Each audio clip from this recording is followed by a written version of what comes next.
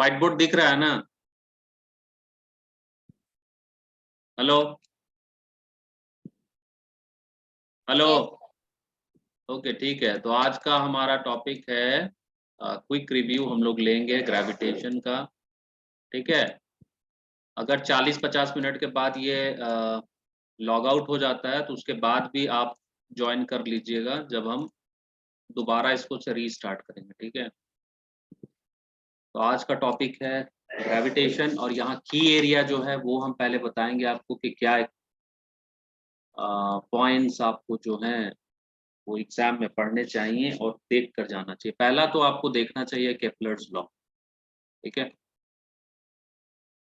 The first point you should learn is Kepler's law, क्योंकि Kepler's law से आपको question आता है, इसलिए आपको केपलर्स लॉ पढ़ना चाहिए। ठीक है, अब इसमें आप लॉ ऑफ ऑर्बिट्स के बारे में जानते हैं। ठीक है, उसके बाद इस लॉ ऑफ ऑर्बिट्स के बारे में आप क्या जान सकते हो कि जो प्लैनेट्स हैं they move in elliptical orbits, जहाँ पे सन एक फोकाई पे होगा एलिप्स का। ठीक है, तो कहने का मतलब है कि कॉपरनिकस जो सर्कुलर ऑर्बिट्स के बारे में बताया था, तो हम लोग यहाँ एलिप्टिकल ऑर्बिट्स का आइडिया कंसीव करते हैं। ठीक है, तो कहने का मतलब इस टाइप की एलिप्स ऐसे। ठीक है, और सन यहाँ कहीं है। ठीक है, और अब आपका जो प्लैनेट का मूवमेंट है वो इस पाथ में।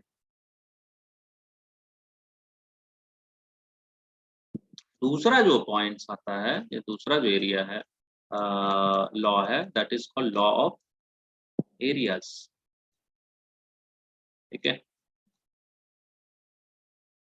तो ये कहता है the line that joins any planet to the sun sweeps equal area in equal time interval.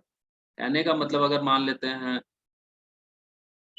ये टाइम सेम है आपका लगा हुआ, ये टाइम सेम है। ठीक है, इक्वल एरिया स्वीप होगा इन इक्वल टाइम इंटरवल। समझ में आ रही है बात? ये दोनों जो एरिया होंगे ये आपका सेम होना चाहिए, because they have been traversed in equal time intervals. So this law comes from the observations that planets appear to move slower when they are farther away from the sun. तो अब यहाँ जब ये सन है आपका, ये प्लैनेट जब यहाँ पे है, मान लीजिए P1 पोजीशन, ये P2 पोजीशन, तो जब सन यहाँ मूव कर रहा है, दूर पे है, तो वो प्रतीत होगा कि वो धीरे धीरे मूव कर रहा है। ठीक है, तो they appear to move slower than when they are closer. तो यहाँ पे उसका आपको लगेगा कि वो तेज गति से मूव कर रहा है। ठीक है, और यहाँ आपको लगेगा कि वो धीरे से मूव कर रहा है। ये हो गया आपका law of orbit, law of areas. तीसरा जो लॉ है उसको हम लोग बोलते हैं लॉ ऑफ पीरियड।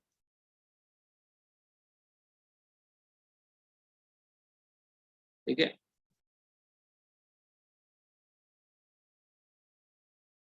तो ये काफी इंपॉर्टेंट है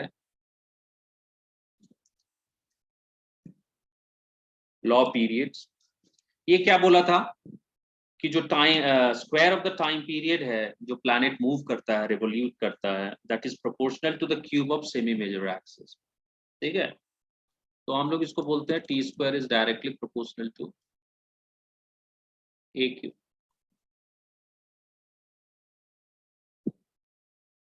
समझ में आ रही है बात? और इस पे बहुत सारे क्वेश्चंस आपको दिए जाते हैं, तो नॉर्मली आपको समझना है कि एक क्वेश्चन आपको पूछ सकता है, क्योंकि ये की एरिया है केप्लर्स लॉ।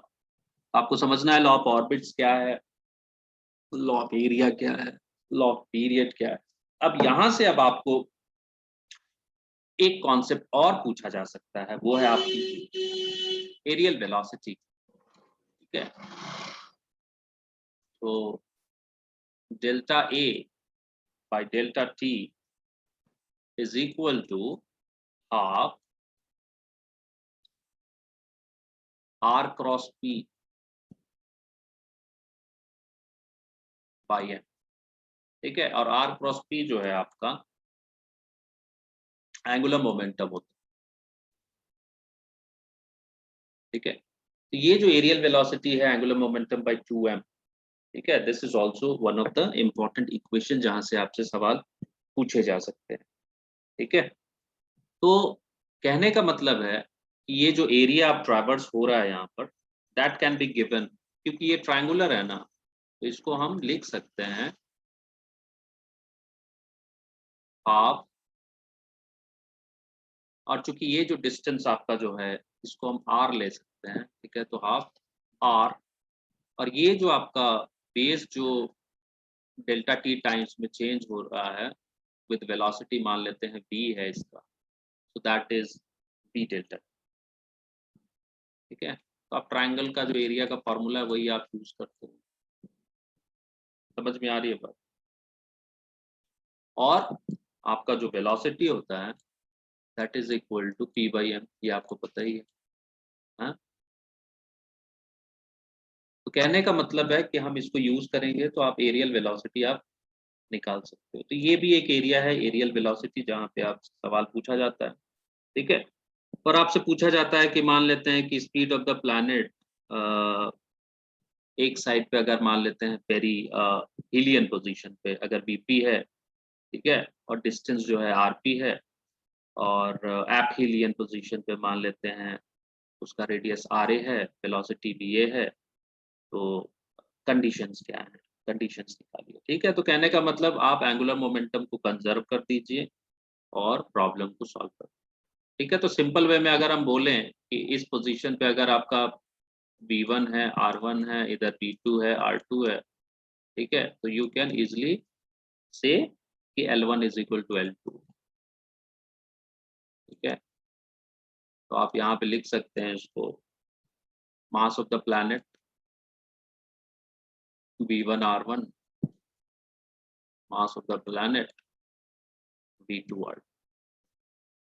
ठीक है, आप सॉल्व कर सकते हो, जो भी कंडीशन दिया रहेगा आप आसानी से इसको निकाल सकते हो। तो कहने का मतलब ये एक एरिया है केप्लर्स लॉ, इसको रिविजिट कर लीजिएगा। देयर आर क्वेश्चंस, कुछ क्वेश्चंस हैं जो कि हम लोग यहाँ पे रीडिस्कस करेंगे। तो सेकंड की पॉइंट है वो है आपको समझना कि यूनिवर्सल लॉ ऑफ ग्रेविटेशन क्या है। ठीक है, सेकंड की point is universal law of gravitation. हम आपको बार बार बता रहे हैं कि आपको जो टॉपिक्स हैं आसान टॉपिक्स पे फोकस कीजिए, क्योंकि क्वेश्चंस आपको डिफिकल्ट भी मिलेंगे, बट आप लोगों को वैसे क्वेश्चंस नहीं आने वाले। ठीक है, तब ये आपको पता है एक्सेलरेशन इज v²/r। ठीक है, और इसको आप लिख सकते हो 4πr², π²r/t²। ठीक है, तो this is one thing that you should remember, centripetal acceleration का, ये पहले भी आप पढ़ चुके हैं। ठीक है, और यहाँ से एक और कॉन्सेप्ट आपका इमेनेट होता है, that is called central force की कॉन्सेप्ट। ठीक है, ये सेंट्रल फोर्स भी आपको समझना होगा। ठीक है, तो central force is always directed towards or away from the fixed point, that is along the position vector of the point of application of the force with respect to the fixed point। ठीक है, तो ये जो आपका जो gravitational force है वो एक तरह का सेंट्रल फोर्स। ठीक है, तो ये इसके डिटेल में हम लोग नहीं जाएंगे। अब यहाँ पे जो इसका जो रिलेशन आपको पता होगा ग्रेविटेशनल फोर्स का, दैट इज Gm1m2/r²। ठीक है,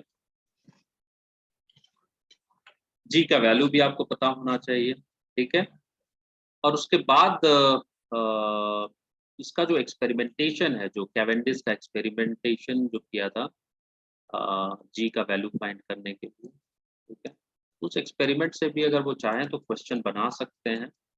और इसका जो रिलेशनशिप आपको जो याद रखना है वो क्या है, एक तो आप बोल सकते हो कि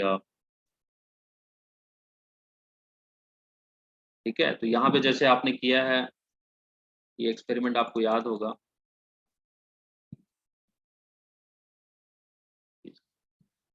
ठीक है, एक बार था, ठीक है, स्मॉल स्फीयर्स के साथ। ठीक है, और ये रिजिड सपोर्ट से सस्पेंडेड है, और दो लार्ज स्फीयर को आप यहाँ पे ला के रख रहे हैं। ठीक है। ये अट्रैक्शन होगा, यहाँ पे ट्विस्टिंग होगी, उसी ट्विस्टिंग को हम लोग यहाँ मेजर करते हैं, तो हमारे पास एक रिलेशन आ जाता है। इसको आप थ्योरी के फॉर्म में आप रिविजिट कर लीजिएगा, हम यहाँ पे जस्ट आपको रिलेशन बता रहे हैं जो कि आपको इस्तेमाल करना है, ठीक है। So this is the point that you need to understand. यहाँ पे थीटा जो है वो एंगल ऑफ ट्विस्ट है सस्पेंडेड वायर का, और जो रीस्टोरिंग टॉर्क है that is proportional to theta, मतलब हम उसको बोलेंगे ये आपका रीस्टोरिंग टॉर्क, ठीक है। So this is force into length and this is equal to restoring. तो आप यहाँ से आप जी का वैल्यू आप निकाल सकते हो, ठीक है। और जी का वैल्यू क्या इन लोगों ने कैलकुलेट किया था, 6.67 into 10 to the power -11 newton metre square पर केजी। तो ये सब एरिया है जो आपको फोकस करने हैं और आपको मिनिमम याद होना चाहिए, ठीक है। ये सब तीसरे पॉइंट पे हम लोग चलते हैं, acceleration due to gravity of earth, ठीक है। तो इसके बारे में काफी आपको रिलेशंस मतलब डिराइवेशन है, आप एनसीईआरटी में उसको आप देख सकते हो, ठीक है। लेकिन जो पॉइंट हमको यहाँ आपको बताना है, दिस जी जिसको आपको रिपीटेडली यूज करते हैं प्रॉब्लम बनाने में, तो this F is equal to M G होता है आपका। तो this can be written as capital G mass of earth by radius of earth का स्क्वायर, ठीक है। तो G M by R square, small G is equal to G M by R square, इसका आपको इस्तेमाल करते रहना होगा, ठीक है। अब यहाँ पे ये है, इसकी वेरिएशंस आपको पूछा जाता है कि what will be the value of acceleration due to gravity below, जब किसी ऑब्जेक्ट को आप ऊपर ले जा रहे हो या नीचे ले जा रहे हो, बिलो द अर्थ सरफेस या अबव द अर्थ सरफेस। तो अगर आप ऊपर ले जा रहे हैं, मान लेते हैं हाई टच पे अगर आप ले जा रहे हैं, ये आपका अर्थ है, ठीक है, रेडियस आर ई, और आपने किसी ऑब्जेक्ट को यहाँ हाई टच पे ले गए यहाँ से फ्रॉम द अर्थ सरफेस, तो यहाँ पे आपको जो फोर्स एक्सपीरियंस होगा एट द हाई टच, ये कितना हो जाएगा आपका, जी मास ऑफ अर्थ, ठीक है। और वो जो ऑब्जेक्ट आप ले जा रहे हो उसकी मास, यहाँ से आपका डिस्टेंस क्या हो जाएगा, यहाँ से लेके सेंटर ऑफ अर्थ से आर ई प्लस एच का स्क्वायर, यही है आपके पास, ठीक है। और जी एच क्या हो जाएगा आपका, G H will be F H by M, ये होता है एफ बाई एम, अभी आपने देखा था। तो स्मॉल एम कैंसिल हो जाएगा, तो आपके पास क्या बच रहा है, capital G mass of earth by जो डिस्टेंस है from the centre of the earth, ठीक है, तो आर ई प्लस एच का स्क्वायर, ठीक है। जब इसको आप सॉल्व करते हो वापस, ठीक है, तो इसको हम लोग विथ रेस्पेक्ट टू जी हम निकालते हैं, डिराइव करते हैं, क्या लिखते हैं, 1 माइनस 2h बाई आर ई। तो बेसिकली आपको ये जो रिलेशन है ये आपको याद होना चाहिए, ठीक है। तो बाइनोमियल एक्सप्रेशन की मदद से हम यहाँ निकाल लिए, ठीक है। अब यहाँ पे आपको हाइट कुछ दे दिया रहेगा, ठीक है, रेडियस ऑफ अर्थ आपको पता ही है, ठीक है, 6400 किलोमीटर, और कुछ भी कंडीशन आपको दे सकते हैं और आपसे निकालने पूछा जा सकता है, ठीक है। अब उसी तरह मान लेते हैं ये तो हाई टच पे आप ले गए, आप हो सकता है कि ऑब्जेक्ट को आप सेंटर ऑफ द अर्थ से किसी डेप्थ पे आप ले जा रहे हैं, ठीक है, मान लीजिए डी डेप्थ पे आप उसको ले जा रहे हैं, तो इन दैट केस जो आपका एक्सेलरेशन ड्यू टू ग्रेविटी है उसका एक्सप्रेशन आपको पता है कि that is equal to 1 minus D by R E, ठीक है, इंटू जी। ये दो एक्सप्रेशन है जिसपे आप देख रहे हैं कि पिछले 2-3 सालों से क्वेश्चंस पूछा जा रहा है, ठीक है। तो आप इसको आपको अच्छे ढंग से याद रखना पड़ेगा। ठीक है। अभी कभी कभी जॉइंट क्वेश्चन भी पूछ देता है कि हाइट एच पे है, डी पे है, तो क्या निकालना है। तो आपको ये दोनों इक्वेशन अगर आपको पता है तो आप आसानी से उसको कोरिलेट कर सकते हैं और प्रॉब्लम को सॉल्व कर सकते हैं। ठीक है। So this is one point जो कि आपको याद रखना है। एक बार मैं फिर से इस स्लाइड को रिविजिट कर दूं, तो सबसे पहला पॉइंट आपको याद रखना है केप्लर्स लॉज के बारे में, law of orbit, law of area, law of period. ठीक है। उसके बाद आपको यूनिवर्सल लॉ ऑफ ग्रेविटेशन पता होना चाहिए, सेंट्रल फोर्स का कॉन्सेप्ट पता होना चाहिए। ठीक है। ये जो फार्मूलाज हैं बेसिकली ये पता होना चाहिए। कैवेंडिश का एक्सपेरिमेंट पता होना चाहिए कि किस तरीके से जी का वैल्यू उन लोगों ने वर्कआउट किया था। ठीक है। उसके बाद acceleration due to gravity on the surface of earth, वो आपको निकालना चाहिए expression capital G M by R square, ये याद होना चाहिए। उसके बाद ये acceleration due to gravity below और अबव द अर्थ सरफेस किस तरीके से वेरी करता है वो आपको पता होना चाहिए। ठीक है। तो ये कुछ क्वेश्चंस हैं जो कि आपको पूछे जा सकते हैं। और नेक्स्ट पॉइंट हम लोग चलते हैं, जो कि इन लोगों का फेवरेट एरिया है, वो है एस्केप स्पीड के बारे में। ठीक है।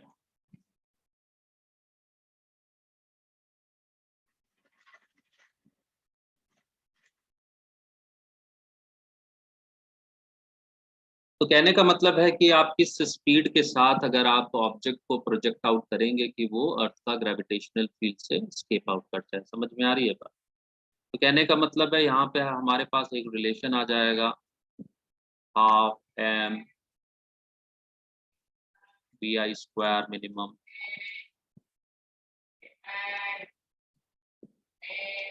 ठीक है is equal to G M E M by R E plus है। ठीक है। तो आप यहाँ एनर्जी कंजर्वेशन प्रिंसिपल इस्तेमाल करते हैं और प्रॉब्लम को सॉल्व करते हैं। ठीक है। तो सरफेस ऑफ अर्थ सरफेस पे हाइट तो 0 है। ठीक है। एट सरफेस, तो दिस विल गिव यू ये जो वी आई मिनिमम का जो वैल्यू आपके पास आ रहा है, that will be root over 2 G M E by R E. ठीक है। तो root 2 GM by R simple way में हम लोग याद रखते हैं इसको। ठीक है। Where M and R R corresponding to that of mass and radii of earth. ठीक है। अब इसको अगर स्मॉल जी के टर्म में हम एक्सप्रेस करना चाहें तो this will be root over 2 small g R. ठीक है। तो again these are the points जहाँ से सिंपल क्वेश्चंस आपको पूछा जा सकता है। और इसका जो वैल्यू है वो आप याद रखिए, दैट इज 11.2 किलोमीटर्स पर सेकेंड। ठीक है। अब इसी तरह के कुछ क्वेश्चंस यहाँ पे पूछे जा सकते हैं, जैसे आपको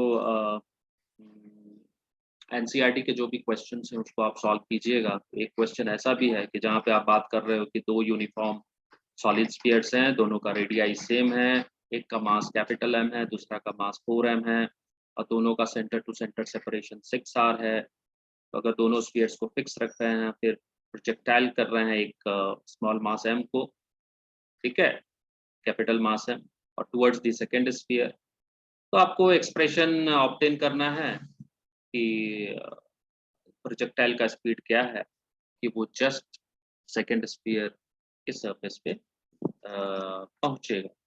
ठीक है। इस तरह के क्वेश्चन आपसे पूछे जा सकते हैं, बट वो डिफिकल्ट क्वेश्चन होंगे और हम लोग एक्सपेक्ट नहीं करते हैं कि वैसा क्वेश्चन आप लोगों को नीट देने वाला। ठीक है। तो they belong to the category of say JEE Mains और एडवांस टाइप ऑफ प्रॉब्लम्स, तो उसको हम लोग एक्सक्लूड करेंगे फिलहाल।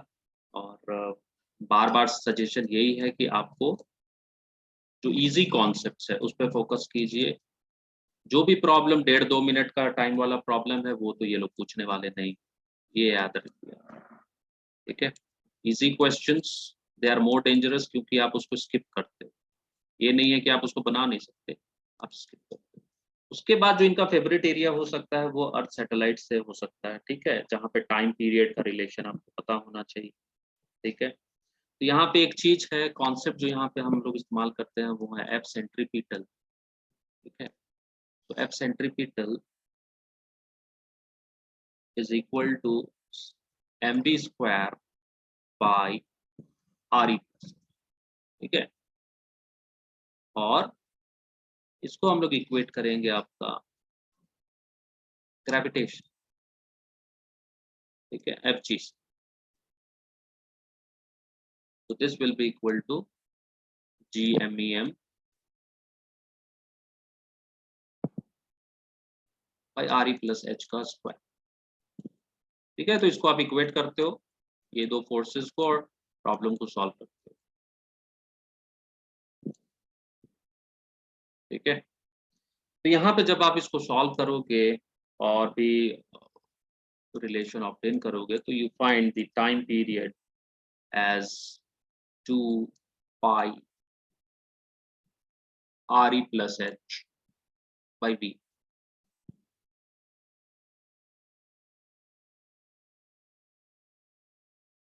ठीक है।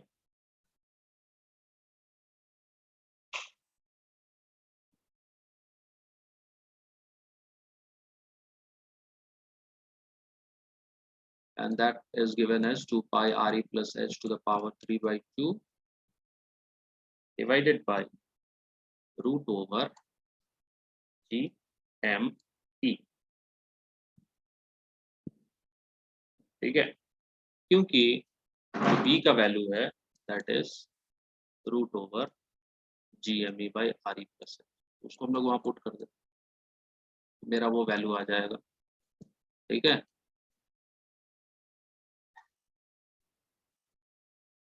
तो ये जो रिलेशन है ये आपको आ सकता है, ठीक है।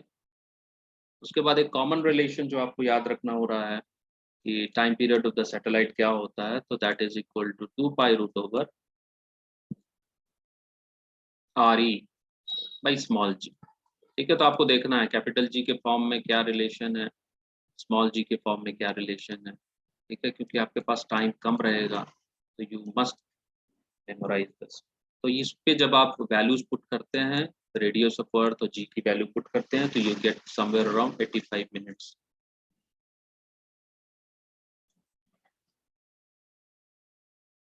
ठीक है। अब यहाँ पे समझिए कुछ क्वेश्चंस आपको ऐसे भी पूछे जा सकते हैं, जैसे एक क्वेश्चन है कि planet Mars has moons Phobos and Deimos, Phobos has a period of 7 hours 39 minutes, orbital radius आपको दिया हुआ है, ठीक है, 9.4 इंटू 10⁻³ किलोमीटर, तो मार्स का मास निकालिए, ठीक है। तो अगर मास निकालना है आपको तो आपके पास एक रिलेशन है जो आप इस्तेमाल कर सकते हो, T square is equal to 4 pi square R cube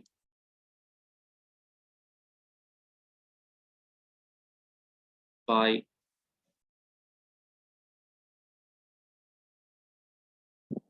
ठीक है। तो ये आप इस्तेमाल कर सकते हैं।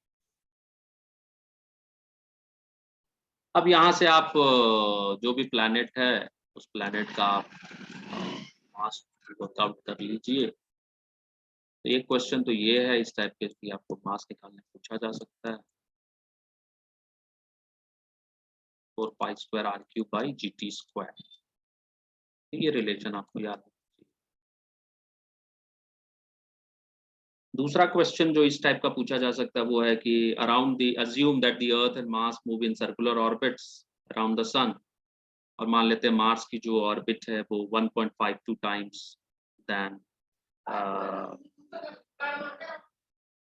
ऑर्बिटल रेडियस ऑफ अर्थ, ठीक है। तो वहाँ केपलर्स थर्ड लॉ आपको इस्तेमाल करना पड़ेगा, T square directly proportional to R, तो उस टाइप के क्वेश्चंस आपको पूछे जा सकते हैं, ठीक है, यूजिंग दिस, जहाँ पे आपको टाइम पीरियड और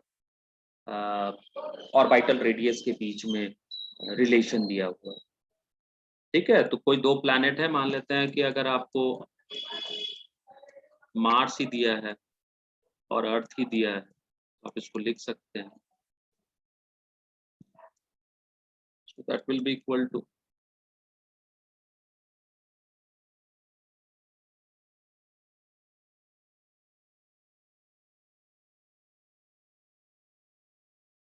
ठीक है। अब यहाँ पे जो वैल्यू यहाँ पे पुट कीजिए, ताकि पहले आप लिख लीजिए कि विथ सबस्क्रिप्ट प्लैनेट का, मान लीजिए मार्स है, अर्थ है तो एम और ई लिखिए, जुपिटर है जे है, सैटर्न है, इस टाइप से लिखिए, नहीं तो कंफ्यूजन हो जाता है एग्जाम में। ठीक है। और उसके बाद जो वैल्यूज यहाँ पे दिए हुए हैं उसको सब्स्टिट्यूट कीजिए और वर्कआउट कीजिए। अगर ऑप्शन डेज में है तो डेज में निकालिए, ईयर्स में है तो ईयर्स में निकालिए, अकॉर्डिंगली आप देख लीजिए आपको क्या चीज में वो पूछ रहा है। ठीक है। तो यहाँ पे आपको मास का कॉन्सेप्ट याद होना चाहिए, ये 4π² r³/gt²। उसके बाद ये केप्लर्स थर्ड लॉ है। यहाँ से आपको सिंपल क्वेश्चंस आपको पूछे जाते हैं, तो यू शुड अंडरस्टैंड कि किस तरीके से हम ये बहुत सिंपल क्वेश्चन आता है, ये चीज़ हमेशा याद रखिए। कोई इसमें दिक्कत नहीं होता है प्रॉब्लम बनाने में। 2 क्वेश्चन आप एक्सपेक्ट कर सकते हो और दोनों क्वेश्चन सिंपल ही आते हैं, ये हमेशा याद रखना है आपको। ठीक है। उसके बाद जो छठा जो टॉपिक आता है that is energy of the satellite. ठीक है। अगेन हम आपको बार बार कह रहे हैं कि आपको जो कॉन्सेप्ट रिविजिट करना है वही कॉन्सेप्ट रिविजिट करना है जो कि आपके एनसीईआरटी फिजिक्स में दिया हुआ है। और कुछ अगर आप एक्स्ट्रा पढ़ रहे हैं then that is detrimental to you, ये याद रखिए। ठीक है। अब यहाँ पे आपके पास पोटेंशियल एनर्जी और काइनेटिक एनर्जी और टोटल एनर्जी है, तो आप तीनों का जो भी रिलेशन है वो आप याद रख सकते हो। ठीक है। तो जैसे potential energy is -G m mass of earth. ठीक है। प्लस जो आप डिस्टेंस ले रहे हो, ये पोटेंशियल एनर्जी हो गया। Kinetic energy you know ½ mv² होता है। ठीक है। अभी का भी आपने आगे में किया था, तो you get GMEM by 2 RE+H। ये बेसिक फॉर्मूलाज हैं जो कि आपको कंठस्थ होने चाहिए। ठीक है। अब टोटल एनर्जी की बात हम करेंगे, तो टोटल एनर्जी में आपको दोनों को जोड़ देना है। तो टोटल एनर्जी दोनों को जोड़ दीजिए, A+B। ठीक है। तो दिस विल बी -GMEM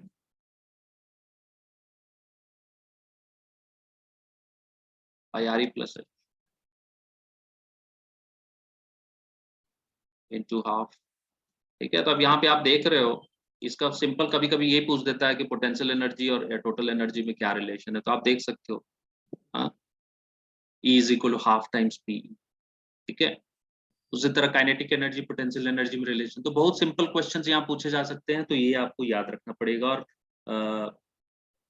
एक क्वेश्चन भी आपको दिया हुआ है एनसीईआरटी में, have a look at that question. कि 400 किलो का सैटेलाइट है, वो सर्कुलर ऑर्बिट में है, उसका रेडियस 2r है अबाउट द अर्थ। तो कितना एनर्जी आपको लगेगा ताकि आपको उसको एक दूसरे ऑर्बिट में भेज दें जिसका रेडियस दोगुना है, मतलब 2r से 4r हो जा रहा है। ठीक है। तो आप इसको आप पहले उसका इनिशियल एनर्जी निकालिए, फिर फाइनल एनर्जी निकालिए, फिर चेंज इन टोटल एनर्जी निकालिए, और उसके बाद आप उसको सॉल्व कर सकते। ठीक है। तो कहने का मतलब है you can easily solve this kind of problems. अब यहाँ पे 7वां जो क्वेश्चन है वो है आपसे एक थ्योरेटिकल क्वेश्चन जो पूछा जाता है, वो आपसे पूछ सकते हैं ये लोग, जियो स्टेशनरी और पोलर सैटेलाइट के बीच में क्या डिफरेंस होता है।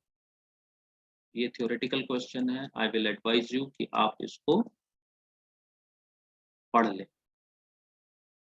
ठीक है। बेसिकली यूजेस क्या है, इनके टाइम पीरियड क्या हो सकते हैं, कितने हाइट पे आपको मिलेंगे, और कहाँ इस्तेमाल होता है। ठीक है।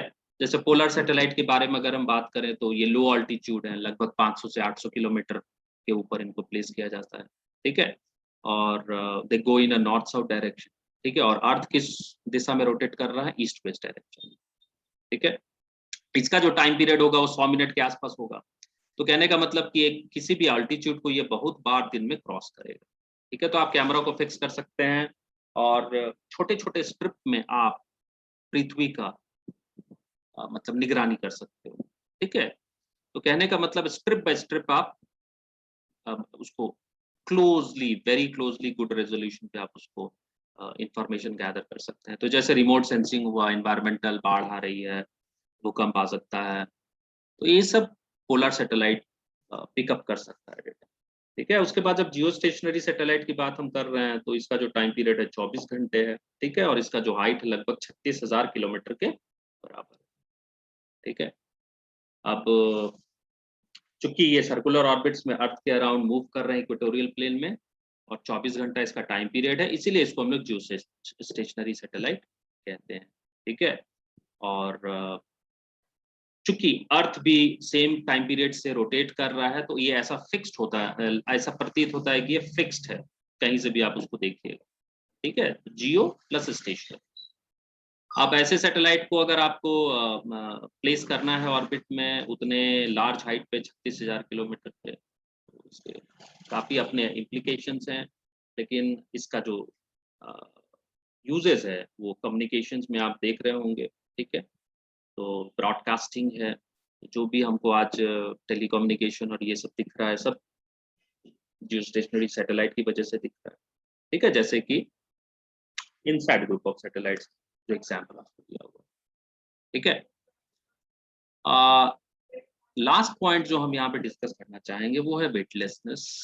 ठीक है, तो ये लास्ट टॉपिक है आपका, जो कि आपसे पूछा जा सकता है कि आखिर भारहीन क्यों और कब कैसे हो सकता है, फील किया जा सकता है। तो in a satellite around the earth होता क्या है कि जो भी सैटेलाइट का पोर्शन है उसका एक्सेलरेशन जो है अर्थ के सेंटर के तरफ है। ठीक है, and that value has equal to small G का वैल्यू है जो कि उस पोजीशन पे है। तो होगा क्या कि सैटेलाइट में जो भी चीजें अंदर में हैं that will appear to be in a state of free fall. ठीक है, तो इसका मतलब यही है कि ऐसा लग रहा है कि जैसे कि आप किसी हाइट से अर्थ की तरफ आप फॉल कर रहे हैं। तो जो भी बंदे होंगे सैटेलाइट के अंदर, एस्ट्रोनॉट्स जो भी, they will feel experience no gravity. कहने का मतलब है कि आप उसको पिक्चराइज कर सकते हैं, बहुत सारे पिक्चर्स में आप देख रहे होंगे हवा में उड़ रहा है। ठीक है, अब सजेशन ये है कि जो एनसीईआरटी में जो समरी है उस समरी को पढ़ लीजिए। ठीक है, that is very very important. आप अगर पूरा टेक्स्ट नहीं पढ़ पाते हैं, बट फिर भी हम सजेस्ट करेंगे कि एनसीईआरटी फिजिक्स का जो समरी होता है उसको आप बार बार पढ़िए और मेमोराइज कीजिए। इतना भी कर लीजिएगा तो 45 में 40 क्वेश्चंस बना सकते। ठीक है, क्योंकि क्वेश्चंस आसान आएंगे और यही की कॉन्सेप्ट पे आएंगे। अगर आपको ये याद रहा तो आप बना सकते हो, नहीं याद रहा तो आप नहीं बना पाइएगा। सिंपल बात है। इजी क्वेश्चंस के साथ सबसे बड़ा डिफिकल्ट है कि वो स्किप आउट हो सकता है। टफ क्वेश्चंस के साथ क्या है, आप उसमें दिमाग लगा के सॉल्व कर भी लोगे, बट फायदा क्या है, वो आपका 5 मिनट खा लो। अब यहाँ चूंकि डिफिकल्ट और इजी क्वेश्चंस के वैल्यूएशन सेम है 4 नंबर, और गलत होता है तो 5 नंबर चला गया। तो आपको उस हिसाब से सोचना है कि जो इजी क्वेश्चंस हैं, इजी कॉन्सेप्ट्स हैं, वो आपसे कभी भी छूटे नहीं, और जो टफ क्वेश्चंस हैं उसको आपको देखना भी नहीं है। आइडिया बहुत सिंपल। ठीक है, जितना भी है आप उसको कीजिए। और कभी कभार इस चैप्टर से क्वेश्चंस जो हैं आपके डायमेंशन से भी आ जाते हैं, जैसे ग्रेविटेशनल कांस्टेंट का डायमेंशन ये लोग पूछ देता है। ठीक है, तो वो सब भी आपको याद रखना होगा। ठीक है, तो जैसे कि हम चूंकि अभी 2 मिनट का समय दिख रहा है मेरे पास, तो मैं यहाँ लिख देता हूँ कैपिटल जी का जो है M inverse L cube T inverse Q. ठीक है, तो ये सब कभी कभी पूछ देते हैं ये लोग कि बताइए डायमेंशंस क्या है। ठीक है, उसके बाद ग्रेविटेशनल पोटेंशियल एनर्जी। ठीक है, तो एनर्जी है तो एनर्जी का ही होगा, M L square T inverse two. Potential, ठीक है, एल स्क्वायर टी इनवर्स 2 और इंटेंसिटी LT इनवर्स।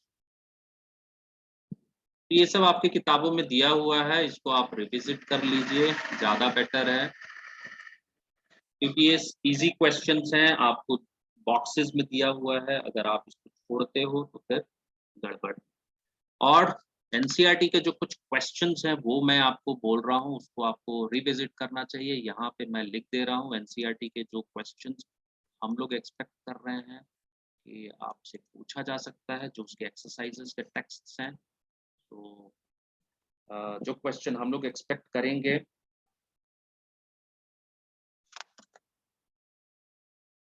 ठीक है, question number 12, question number 14, question number 15, ठीक है, 16,